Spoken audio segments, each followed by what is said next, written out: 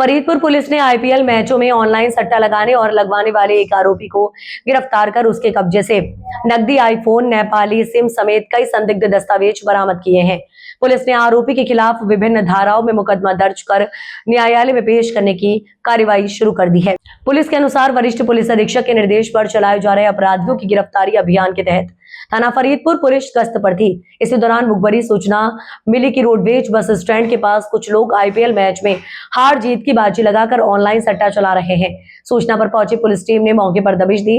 Police को देखकर 3 आरोपी अंधेरे का फायदा उठाकर फरार हो गए, जबकि एक युवक को मौके से पकड़ लिया गया। पूछताछ में उसने अपना नाम ओमेंद्र बताया।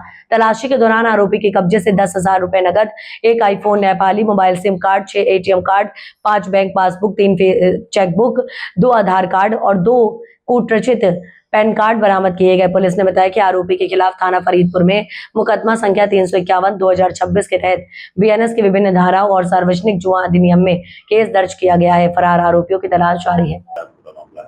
थाना फरीदपुर पुलिस द्वारा आज दिनांक 13 मई 2026 को उमेंद्र यादव नाम के अभियुक्त को गिरफ्तार किया गया है, जिसके द्वारा आईपीएल में बड़े स्तर पे सट्टे का काम किया जा रहा था और करीब 150 लोगों को जोड़कर इसके द्वारा यह काम किया जा रहा था। इसके अतिरिक्त जो मोबाइल फोन से एविडेंस प्राप्त हुआ, इसके अकॉर्डिंग इसके द्वारा हवाला के पैसों का भी ट्रांजैक्शन किया जाता रहा है। इसके पास से जो बरामदगी हुई वो कुछ इस प्रकार है: 10,000 रुपए कैश, 6 एटीएम कार्ड, एक Nepali mobile SIM card, 5 passbook, 3 खाते की चेकबुक, 2 आधार कार्ड और 2 पैन कार्ड जो कि कूटरचित है। थाना फरीदपुर पर सुसंगत धाराओं में अभियोग पंजीकृत कर लिया गया, जिसकी अपराध संख्या 351/26 है।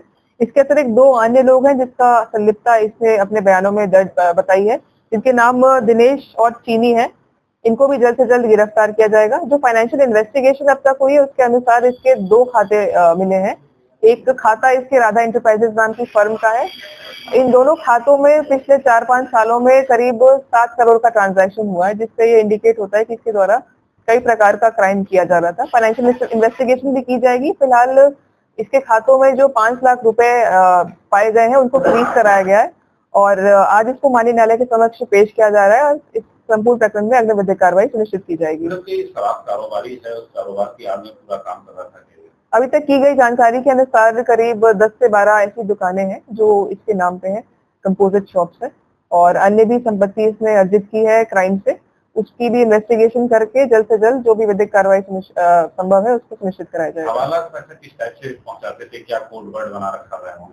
और जो मोबाइल फोन पे एविडेंसेस प्राप्त हुए इसके अनुसार पुराने नोट को फोल्ड करके एक सीरियल नंबर उसको डिनोट करते हुए दूसरे व्यक्ति से बात करते थे और उसी के थ्रू इनके जो कैरियर्स हैं वो हवाला का पैसा सही जगह पर पहुंचा रहे थे। मैडम, इस नेटवर्क के पीछे कौन लोग हैं? इतना बड़ा नेटवर्क चला रहे हैं? कई प्रकार के इंडिकेशंस हमें अभी तक की जानकारी से प्राप्त हुए हैं, जिसमें कुछ संलिप्तता मथुरा के लोगों की आई है, कुछ मध्य प्रदेश और उत्तराखंड के कुछ व्यक्तियों के साथ भी इसकी संलिप्तता जुड़ी हुई है।